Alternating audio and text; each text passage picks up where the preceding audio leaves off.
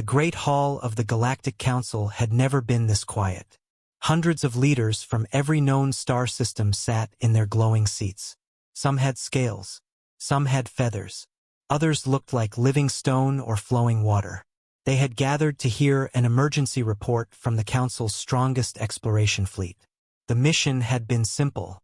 Visit an unimportant blue planet. Study its wildlife. Mark it on the star maps. Then leave. Instead, the fleet had almost disappeared. The massive doors slowly opened. Every eye turned toward the entrance. A rescue team pushed a damaged medical pod into the center of the hall. Inside lay Commander Varric. Across the galaxy, his name was known with respect. He had survived wars against giant space beasts. He had hunted creatures that could crush battle tanks. He had never lost a mission. Now he looked like a different person. His armor was broken. Deep claw marks covered his chest plate. One arm hung uselessly at his side. His breathing was slow and painful. Most shocking of all, his eyes were filled with fear. No one had ever seen Commander Varric afraid. The High Chancellor stepped forward. "Commander," she said calmly, "tell us what happened." For several long seconds, Varric said nothing. His hands shook. His breathing grew faster. Finally, he looked up. His voice was barely louder than a whisper. "They are not prey anymore." A wave of confusion spread through the chamber. "What do you mean?" one general asked. "Did another empire attack your fleet?" Varric slowly shook his head. "No." "Did you meet an unknown monster?" Again, "No." The room became even quieter. "If it was not another empire," the Chancellor asked, "what destroyed your fleet?" Varric closed his eyes. His memories came back like sharp knives. The blue skies, the green forests, the peaceful rivers. Everything had looked harmless. That had been their first mistake. "Our scanners found millions of life forms," Varric finally said. "But none of them frightened us." Another officer leaned forward. "So what changed?" Varric answered with only one word. "Humans." Several council members searched their data screens. "No advanced civilization exists on that planet." "Correct," Varric replied. "They are still young." A scientist looked confused. "Then how could they defeat your team?" Varric gave a tired laugh.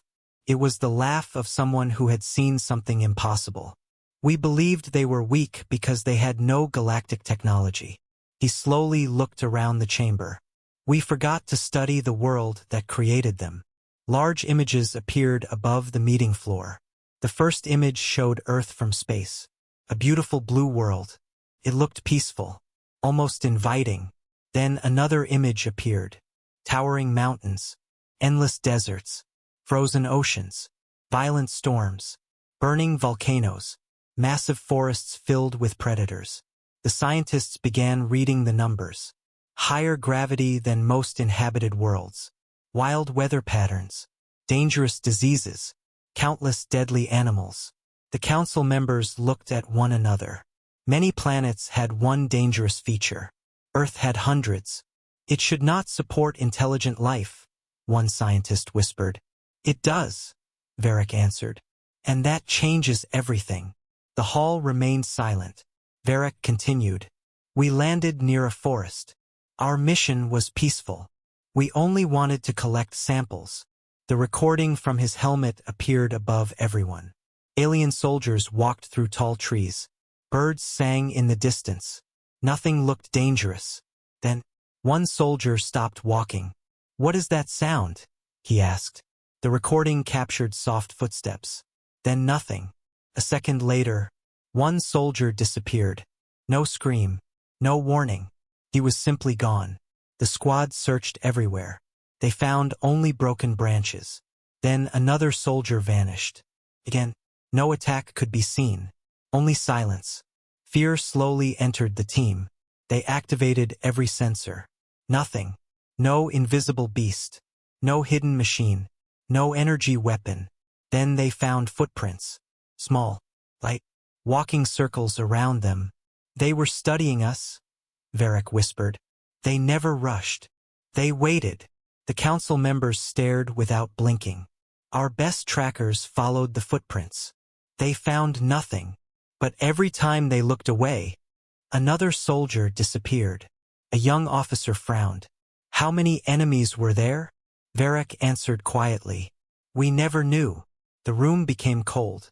They used the forest itself, he continued. The trees hid them. The wind covered their sounds. The rivers erased their tracks. It was like fighting the planet. One elder asked carefully, Did you ever see these humans? Varric nodded slowly. At the very end, the final recording began. Smoke covered the forest. Broken equipment lay everywhere.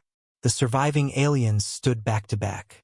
Then, a human stepped out from the trees. He carried simple equipment.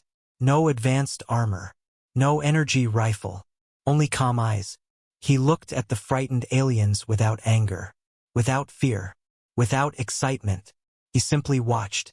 Another human appeared behind him. Then another. Then 5 more. None of them shouted. None celebrated. They moved with perfect patience. Like experienced hunters who already knew the hunt was over. One alien soldier fired. The humans disappeared behind the trees before the shot arrived. Seconds later, that soldier was gone. The recording ended. No one in the council chamber spoke. Commander Varric lowered his head. We escaped because... He stopped speaking. The Chancellor waited. Because they let us. A heavy silence filled the room. The scientist who had called Earth harmless now looked pale. So they could have destroyed everyone? Varric slowly nodded. They wanted survivors. So someone would carry a message. The Chancellor took one slow breath. What message?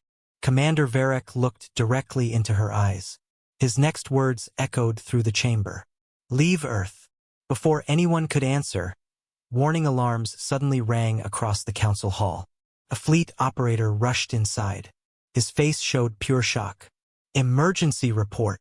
The giant star map changed. Red lights flashed around the solar system. Another elite hunting fleet, the strongest one the council had just arrived near Earth. Then, without warning, every signal from that fleet disappeared. Not one ship answered. Not one distress call escaped. Only a single transmission reached the council. The voice was broken, weak, terrified. It said only one sentence. Leave. Before they start hunting you. The emergency message spread across the galaxy faster than light. Every military command, every science academy, every trading station, every government, they all heard the same impossible report. 2 elite fleets had entered the solar system. 2 elite fleets had vanished. No battle recordings existed. No enemy ships had been detected. No planet-wide weapons had fired. It was as if the fleets had simply disappeared. Inside the Galactic Council, fear slowly replaced pride. For the first time in thousands of years, no one had an answer. The High Chancellor stood before the assembled leaders. We cannot allow panic, she said. We need facts. An old admiral rose from his seat. The first fleets were explorers. The second fleet relied on heavy weapons. They failed because they underestimated Earth. He looked around the chamber. This time we send professionals. Several council members nodded. The galaxy still had one force that had never failed. The Shadow Hunters. They were not ordinary soldiers. They were trackers, survival experts, masters of patience. They had hunted giant creatures on frozen moons, poisonous jungles, burning worlds, and underground cave planets where sunlight had never existed. Their commander was General Kaler. His calm voice carried confidence.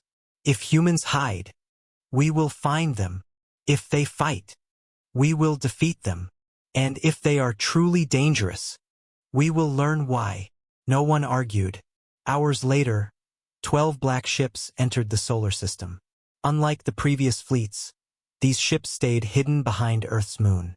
Small landing teams quietly descended toward different parts of the planet. Each squad had one simple order. Observe first. Fight only if necessary. General Kaler led the first team.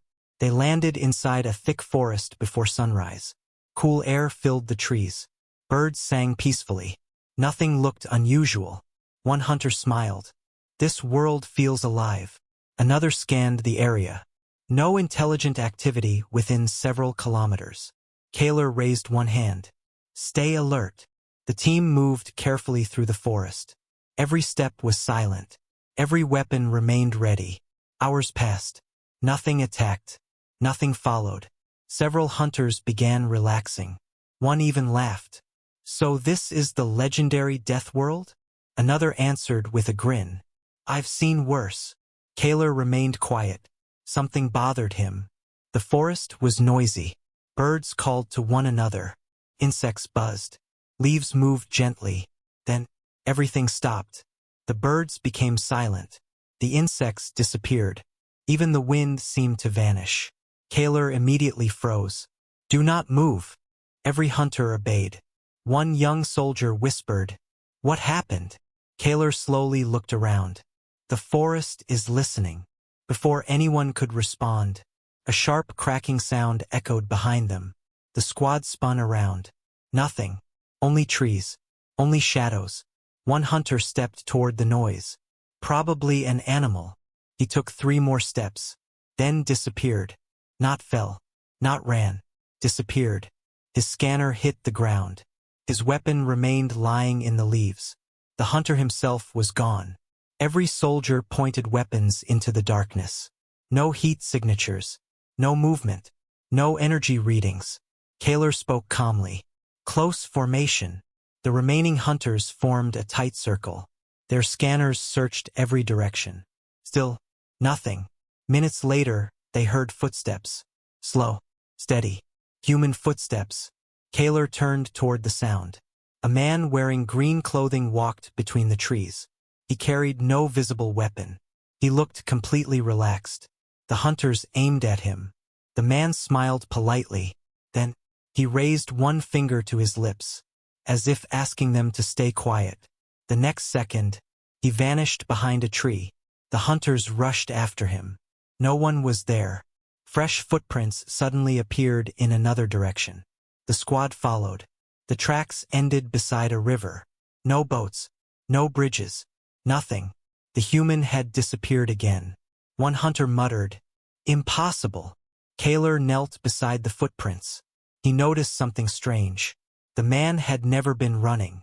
Every footprint showed calm, controlled movement. He wants us to follow, Kaler said. The hunters immediately backed away. Too late. Several hidden ropes snapped upward. Heavy wooden logs swung from both sides. The soldiers barely escaped. Another trap exploded beneath their feet. Not explosives. Mud. Thousands of liters of thick mud covered their armor. Sensors instantly failed. Communication systems stopped working. Night vision disappeared.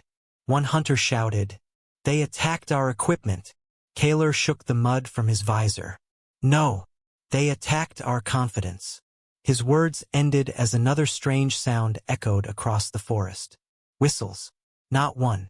Dozens. Different tones. Different directions.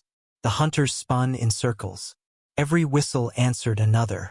The forest had become alive with signals. They're talking, whispered one soldier. But where are they? Nobody knew. The whistles suddenly stopped.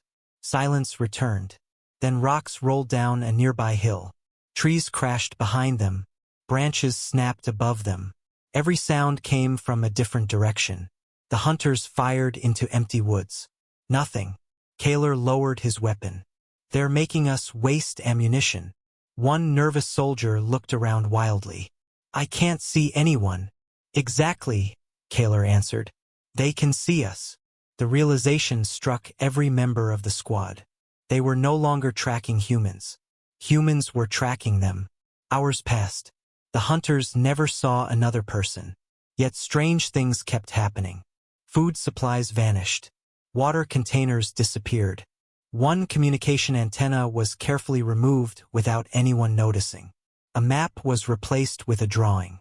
It showed every hunter standing exactly where they had been only minutes earlier. Someone had been close enough to study them. Without being seen, fear slowly entered the squad. General Kaler finally made the decision. We leave the forest. The hunters moved toward their landing zone. As they reached an open field, they suddenly stopped. Every shuttle had been disabled. Not destroyed, disabled. Engines carefully taken apart. Power cells neatly stacked beside the ships. A simple wooden sign stood in the middle of the field, written in perfect galactic standard. It read, "If we wanted war, you would already be dead." No hunter spoke. Even Kaler remained silent. Whoever had done this possessed incredible skill. They had entered a guarded landing zone, touched every ship, left every soldier alive, and disappeared without leaving a single clue. Kaler slowly looked toward the nearby tree line. He realized something that chilled him more than any weapon ever could. These humans had never attacked out of anger. They had been teaching a lesson, a warning. Far above Earth, hidden behind the moon, the command ship suddenly received hundreds of new signals. Not from alien scouts, from every landing team. All of them reported the same terrifying truth. Different forests, different mountains, different deserts, different continents. Yet every message ended with identical words. "We are being watched." General Kaler looked at the stars above. For the first time in his long career, the galaxy's greatest hunter understood a terrible reality. Earth was not producing fearless warriors. It was producing patient predators. And somewhere beyond the trees, those predators had only just begun the hunt. The shadow hunters left the forest before sunrise. Not because they had completed their mission, because they had finally understood one painful truth. They were gathering information. The humans were gathering information too. The difference was simple. The aliens had only watched. The humans had learned. Inside the command ship, General Kaler stood before a giant holographic map of Earth. Red lights covered every continent. Each light represented one hunter team. Each report sounded different. Yet every conclusion was exactly the same. No matter where they landed, the humans always found them first. Commander Cyrith from the northern mountains spoke first. "We hid inside frozen caves. We erased every track. We used thermal shields." He lowered his head. "They still discovered our camp before sunset." Another commander appeared on the screen. She had landed deep inside one of Earth's largest deserts. "We traveled only at night. We buried our equipment during the day. We changed our route every few hours." She looked completely exhausted. It made no difference. Kaler listened without interrupting. Then another report arrived. This one came from an island surrounded by endless ocean. "We never even met a human." The officer swallowed nervously. "But someone kept leaving fresh food near our camp. Every morning. They knew exactly where we were." Silence filled the command room. Nobody understood how a young civilization could monitor trained hunters so easily. A scientist finally spoke. "General, I think we have been asking the wrong question." Kaler looked toward him. "What do you mean?" The scientist enlarged Earth's image. "We keep asking why humans are dangerous." He pointed toward the planet. "The better question is, what kind of world creates people like this?" Nobody answered. The scientist opened thousands of environmental records collected during the last week. Every screen displayed another danger. Earth's gravity measured far above the galactic average. Its atmosphere changed constantly. Violent storms formed without warning. Powerful earthquakes reshaped entire landscapes. Volcanoes erupted with enough force to darken the sky. Massive oceans produced waves taller than buildings. Forests hid countless predators. Tiny insects carried deadly diseases. Poisonous plants grew beside harmless ones. Cold regions could freeze a traveler within hours. Hot deserts could do the same with heat. The scientist slowly looked around the room. No intelligent species should evolve here. Another researcher nodded. Most civilizations develop on stable worlds. Earth is the opposite. General Kaler folded his arms. "So how did humans survive?" The scientist smiled sadly. "They didn't survive once. They survived again. And again. And again." He changed the display. Ancient human history appeared. Small tribes hunted enormous animals with simple wooden spears. Families crossed frozen lands carrying children on their backs. Sailors entered unknown oceans without knowing what waited beyond the horizon.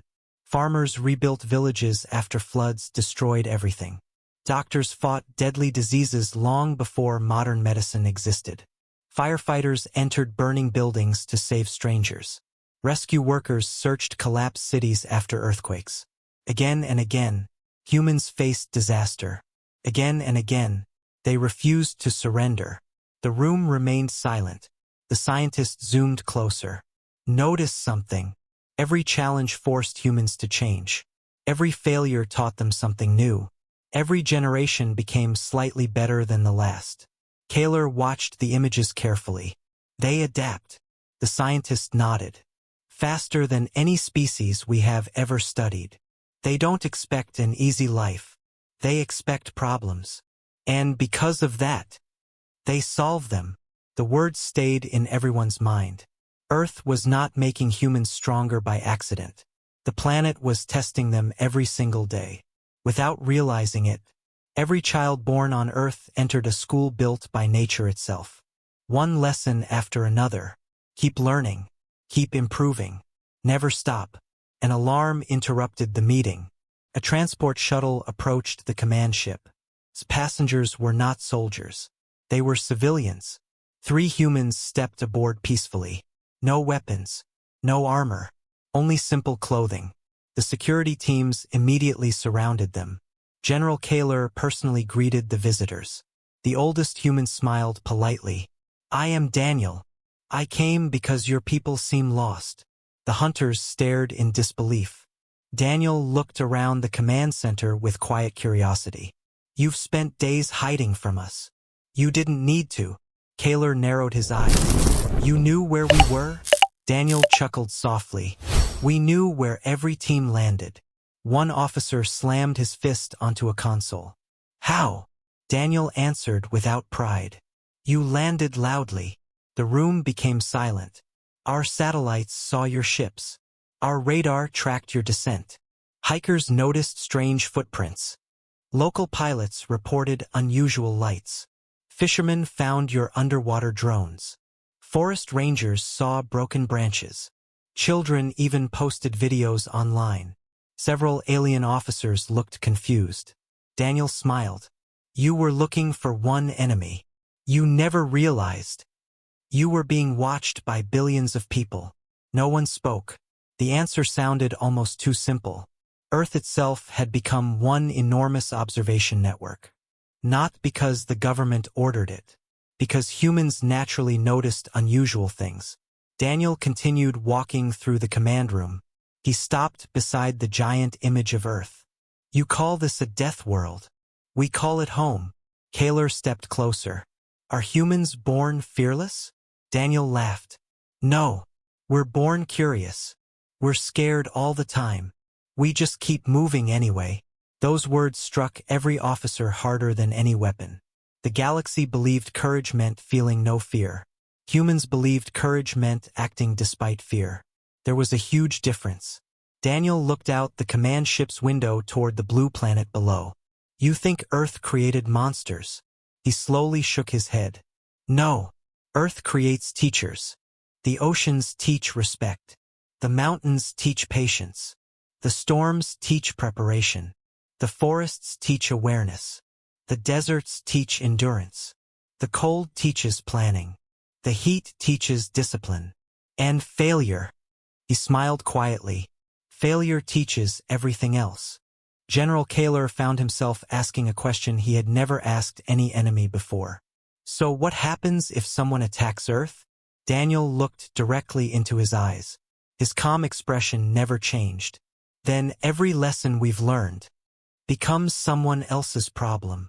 Before Kaler could reply, warning sirens echoed through the command ship. Long-range scanners detected hundreds of new objects leaving Earth's surface. The bridge crew rushed to their stations. They're launching spacecraft.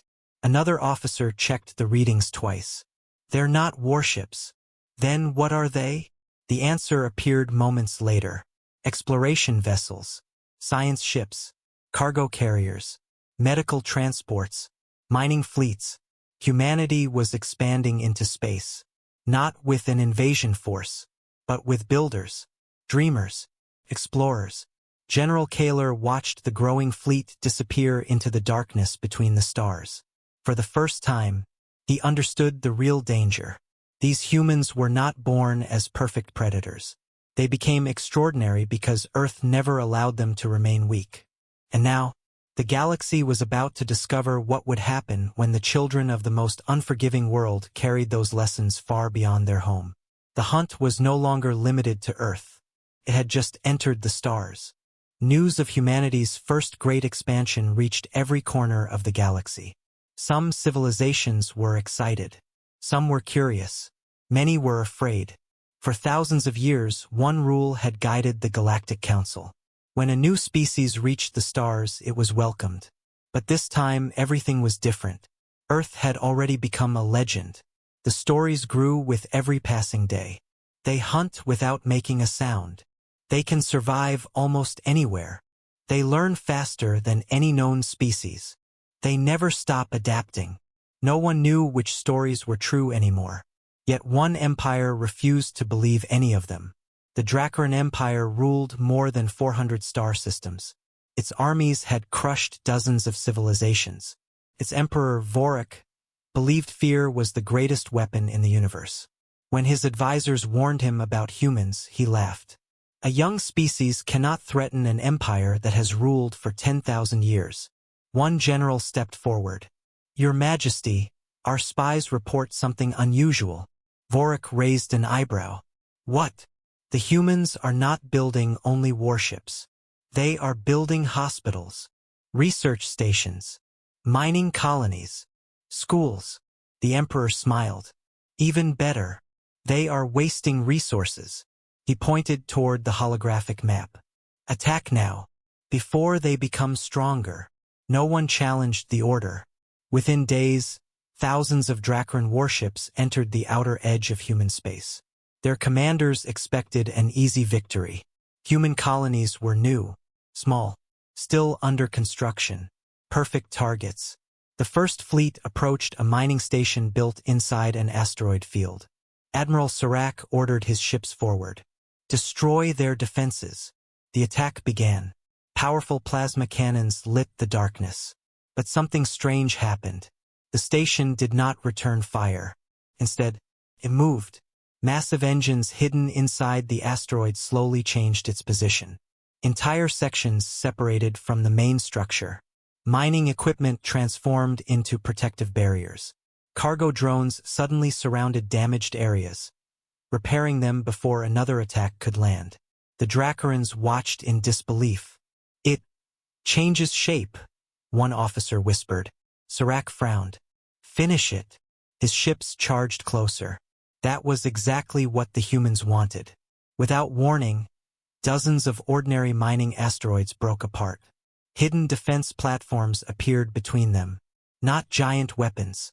Small ones. Fast. Accurate. Every shot targeted engines, sensors, and communication arrays. Not crews. Within minutes, the proud Imperial fleet had lost its formation. Human pilots immediately flew through the asteroid field. Their ships were smaller, slower, yet they moved with incredible precision. They knew every rock, every narrow path, every blind corner. The invaders kept crashing into obstacles while the human pilots danced through the field. Admiral Serac finally understood. This battlefield had been designed long before the attack. The humans had turned a workplace into a fortress. Back on Earth, emergency meetings filled every military command center. No panic spread through the streets. No one screamed. Instead, engineers worked through the night. Factories doubled production. Scientists shared new discoveries. Civilian volunteers lined up outside hospitals and supply centers. Retired pilots returned to service. Students packed medical supplies. Teachers opened emergency shelters. Farmers donated food. Truck drivers transported equipment without stopping to rest. No one waited for someone else to solve the problem. Everyone asked the same question. How can I help? General Kaler watched these events through the command ship's observation systems. He turned toward Commander Varric. Your people expected chaos. Varric nodded slowly. They don't understand humans. Kaler looked at Earth cities. Millions of people continued working together. There was fear, but fear never became panic.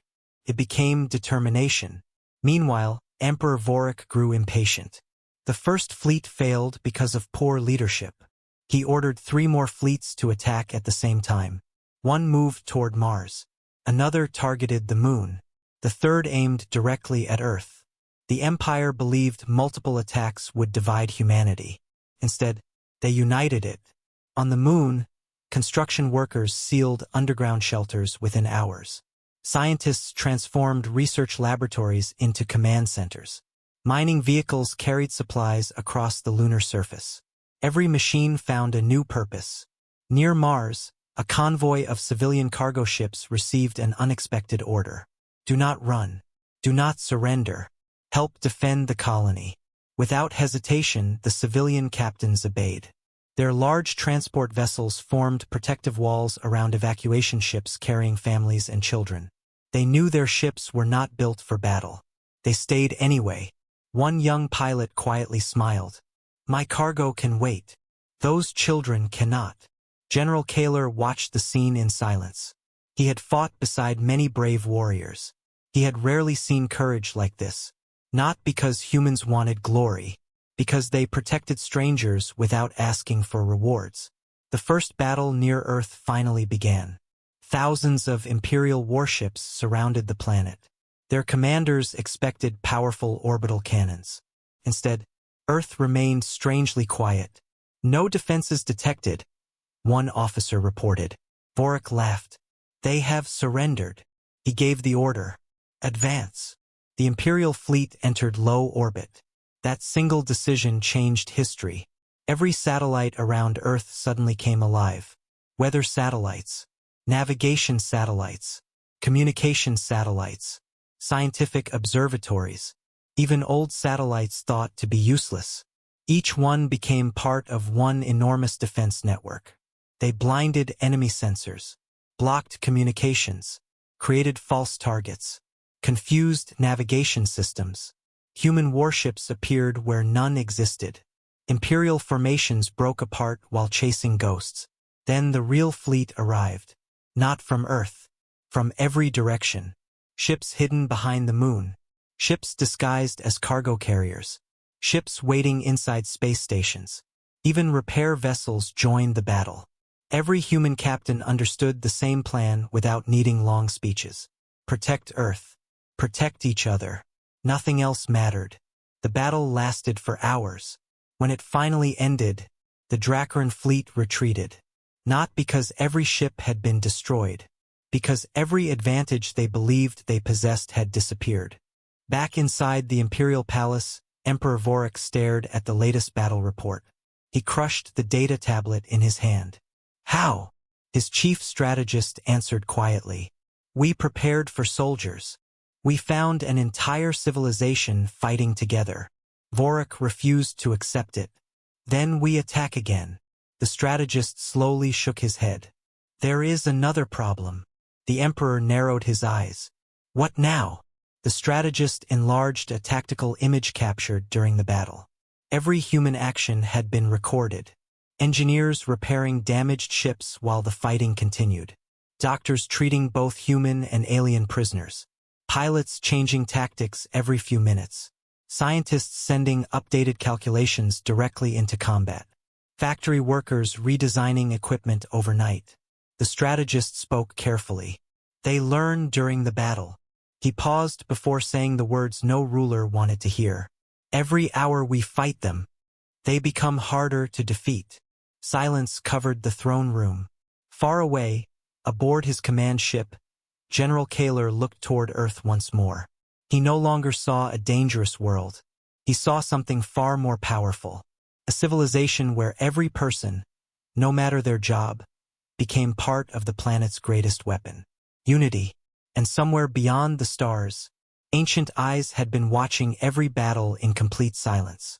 For thousands of years, they had searched for a species worthy of inheriting the future of the galaxy. After witnessing humanity's actions, They finally began to move. The war should have continued. Instead, the entire galaxy fell silent. Every long-range scanner detected the same impossible event. Stars were disappearing, not exploding, not dying, simply vanishing from every navigation map. Panic spread across thousands of worlds. Captains refused to leave spaceports. Trade routes closed. Military fleets gathered around their home planets. No one understood what was happening. Inside the Dracaran Imperial Palace, Emperor Vorik watched the reports arrive one after another. His advisors looked terrified. One officer spoke with a trembling voice. "Your Majesty, our deepest space observatories have stopped responding." Another stepped forward. "3 exploration fleets have disappeared." A scientist interrupted them. "It wasn't an attack." "Then what was it?" Vorik demanded. The scientist enlarged the latest recordings. A massive golden light had appeared in empty space. No weapons fired. No explosions followed. Every nearby ship simply shut down. Power, engines, weapons, communications. Everything stopped. The light remained for only a few seconds. Then it disappeared. "So," Vorik whispered, "someone far stronger than us has arrived." Far away, the Galactic Council received the same reports. Emergency alarms echoed through the Great Chamber. Every leader remembered Earth's warning. But this danger felt completely different. Commander Varek looked toward General Kaler. "I don't think this has anything to do with humans." Kaler remained quiet. "I hope you're right." Before anyone could continue, every screen inside the council hall suddenly turned black. No one had touched them. Then, a single symbol appeared. An enormous circle surrounded by 7 stars. Several elderly historians stood up in shock. One of them could barely breathe. "Impossible!" The Chancellor looked at him. "You know that symbol?" The old historian nodded slowly. "It belongs to the first civilization." Silence filled the room. Most people believed the first civilization was only a legend. Ancient stories claimed they had existed before every known empire. Some believed they created the first stargates. Others believed they watched the galaxy from the shadows. No proof had ever been found. Until now, a calm voice echoed through every speaker. "We greet the children of the stars." The voice held neither anger nor pride. Only quiet wisdom. "We have watched your civilizations for many thousands of years." Images replaced the symbol. Countless galaxies, millions of worlds, civilizations rising and falling. "We never ruled you. We never guided you. We only observed." The Chancellor stepped closer. "Who are you?" The answer came without hesitation. "We are the Keepers. We remember what others forget." The room remained perfectly still. The Keepers continued.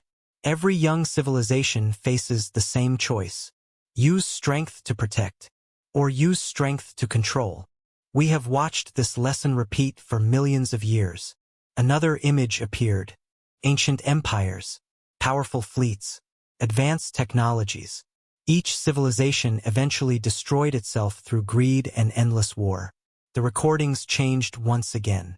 Now they showed Earth, its oceans, its forests, its crowded cities, its small villages, its people, children helping one another after storms, firefighters running into burning buildings, doctors working without sleep, rescue teams searching through earthquake ruins, farmers sharing food during difficult years, teachers protecting frightened students, soldiers carrying injured civilians instead of abandoning them. No one in the council chamber spoke. The Keepers finally asked one question. "What do you see?" Emperor Vorik answered first. "A weak species." General Kaler quietly shook his head. "No, I see a civilization that refuses to leave anyone behind." The golden voice responded. "Correct." Another series of images appeared. Human wars, human mistakes, human failures, human victories. Nothing had been hidden. The Keepers had witnessed everything. "You are not perfect," the ancient voice said. "You have made terrible choices. You have fought one another. You have caused great suffering. Several human representatives lowered their heads. The keepers continued. And yet, you always rise again. The next images surprised everyone. Former enemies shaking hands. Destroyed cities rebuilt. Old battlefields transformed into peaceful towns. Scientific discoveries shared across nations. People from different cultures working together. Commander Varric whispered softly, "They learn from pain." The keepers answered immediately. Exactly. The enormous golden image expanded across the chamber. Most civilizations seek comfort. Earth never offered comfort. It offered challenges. Every storm, every disaster, every failure, every sacrifice became another lesson. General Kaler suddenly remembered Daniel's words. The mountains teach patience. The oceans teach respect. Failure teaches everything else. Now everything made sense. Earth had never been trying to create powerful warriors. Nature had simply refused to lower its standards. Those who adapted survived. Those who survived taught the next generation. Knowledge never stopped growing. The keepers displayed one final recording. Thousands of years earlier, an ancient exploration vessel had quietly visited Earth. The planet had been wild. Humans were still using simple tools. One young child had found the damaged alien probe. Instead of breaking it, the child tried to repair it. The keepers spoke gently. Curiosity. The recording changed. Another century. A group of strangers rescued survivors from a flood. Compassion. Another scene. Scientists risking their lives during a deadly disease outbreak. Responsibility. Another. Astronauts leaving Earth not to conquer, but to explore. Hope. The ancient voice echoed through every ship and every planet. These qualities cannot be manufactured. They must be earned. Emperor Vorik stepped forward. His proud expression had disappeared. If humans are worthy, what about the rest of us? The keepers answered with complete honesty. The future has never belonged to one species. It belongs to those willing to grow. Silence returned. Then something unexpected happened. The keepers turned toward humanity. You have passed the first trial. The human delegates looked confused. First trial? One asked. The golden light slowly brightened. The greatest test has not begun. Millions of stars suddenly appeared on every screen. Beyond the edge of the known galaxy, a vast darkness moved between them. Not ships, not planets, something far larger, ancient, silent. The keepers spoke one final sentence.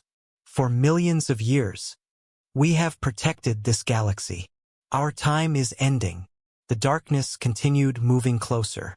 It is now your turn. Every leader stared at the impossible image. The room felt colder than ever before. Humanity had believed its greatest challenge was surviving Earth. Then surviving the galaxy. Now they understood the truth. Both had only been preparation. The real battle was still waiting in the darkness between the stars. Not a single voice could be heard inside the Galactic Council. The image floating above the chamber showed only darkness. It had no clear shape, no visible engines, no lights, yet it moved. Entire star systems disappeared behind it as it drifted closer. The keepers remained calm. Everyone else felt fear. The High Chancellor finally broke the silence. What is that? The golden figure answered softly. It has many names. Some called it the Endless Shadow. Others named it the Silent Hunger. We simply call it the Void. A wave of whispers spread across the chamber. Commander Varric looked at the moving darkness. It isn't a fleet. No. General Kaler narrowed his eyes. It isn't alive either. The keeper nodded. It is older than most galaxies. It does not conquer worlds. It erases them. Every screen changed. Ancient recordings appeared. A beautiful civilization filled with shining cities. Families. Children. Music. Life. Then the darkness arrived. There was no explosion. No invasion. The stars slowly faded. Buildings crumbled into dust. Oceans became still. Within minutes, an entire civilization vanished forever. Silence followed. The recording ended. The chamber felt colder than before. Emperor Vorik spoke quietly. "Can it be destroyed?"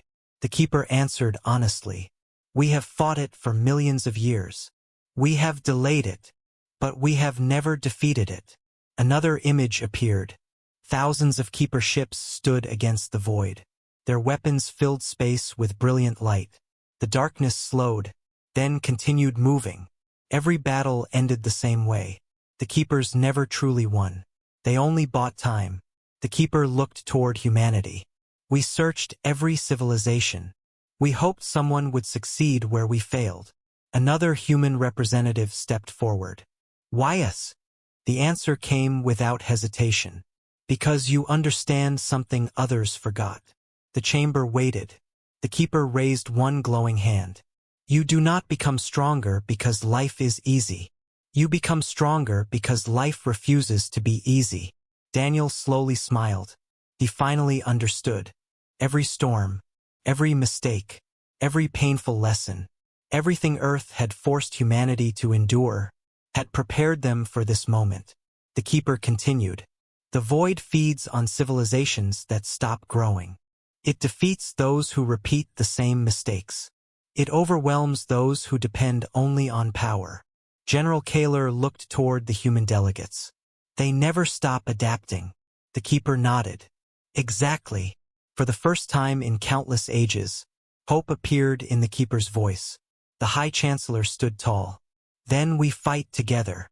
One by one, representatives from every civilization rose to their feet. The Dracaran Emperor stepped forward. Months earlier, he had wanted to conquer Earth. Now he bowed his head.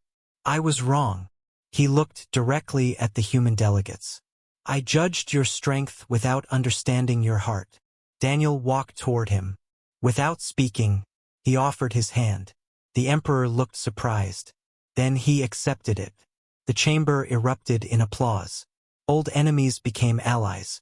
Ancient hatred ended with a single handshake. Across the galaxy, a new alliance was born. Factories began working day and night. Scientists from different worlds shared knowledge freely. Engineers combined technologies that had once been kept secret. Doctors exchanged medical discoveries. Pilots trained together. Soldiers learned each other's tactics. For the first time in galactic history, no civilization worked only for itself. Months later, the void reached the edge of known space. It appeared larger than ever. Stars disappeared behind its endless darkness. The United Fleet moved to intercept. Millions of ships filled the heavens. Human vessels stood beside Dracaran battleships. Keeper Guardians flew beside Galactic Council cruisers. No banners divided them anymore. There was only one purpose: protect life. The first wave began. The void released endless streams of black energy. Entire fleets disappeared into the darkness. Yet the Alliance did not panic. Human commanders immediately changed formation. Dracaran shield ships moved forward. Keeper vessels created safe paths. Civilian rescue ships recovered damaged crews before they were lost. Every mistake became a lesson. Every lesson became a new strategy. Hour after hour, the Alliance adapted, exactly as humanity had done on Earth for thousands of years. General Kaler smiled during the battle. This is how humans fight. Not with perfect plans, but with constant improvement. The void suddenly changed its attack. Within minutes, the Alliance answered with another new tactic. Again, the darkness adapted. Again, the Alliance changed. Neither side repeated the same move twice. The battle continued for days. Finally, Daniel noticed something unusual. The void always attacked the strongest concentration of power, never the weakest. An idea formed. He contacted every fleet. Separate. The order shocked many commanders, but they trusted him. The giant fleet divided into thousands of smaller groups. Instead of one enormous target, the void now faced millions of independent decisions. It hesitated. For the first time, the darkness slowed. Human scientists quickly understood why. The void expected predictable enemies. Humanity had spent its entire history solving unpredictable problems. The Alliance used that strength. Every small fleet acted independently. Each adapted to local conditions. Every success was shared instantly across the galaxy. Within minutes, millions of captains learned from one another. The void could no longer keep up. Its advance stopped. Then, it began to retreat. Silence spread across space. The impossible had happened. Not because one powerful weapon had destroyed the enemy.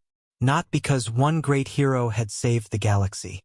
But because billions of ordinary people refused to stop learning from one another. The keepers watched quietly. One ancient guardian closed its glowing eyes. Our duty is complete. Golden light surrounded every keeper ship. One by one, they disappeared into the stars. Before leaving, one final message echoed across every world. The future is now yours. Years passed. The galaxy changed forever. Borders became trade routes. Military bases became research centers. Former enemies built schools together. Young students learned history from many worlds instead of only one. Earth was no longer feared. It was respected. The Galactic Council gathered once more. A new record was placed inside the Hall of Civilizations. It did not describe humanity as conquerors. It did not call them the galaxy's deadliest predators. Instead, it read, Earth is the world where hardship became wisdom, where courage became compassion, and where ordinary people proved that the greatest strength is helping others rise with you. Daniel stood beneath those words for a long moment. Then he quietly looked toward the blue planet that had shaped countless generations. A world of storms, mountains, oceans, failure, hope, home. He smiled. Earth had never tried to create heroes. It had simply refused to stop teaching them. Moral: true greatness is not measured by how many enemies you defeat, but by how many lives you protect. Hardship is not a punishment. It is a teacher.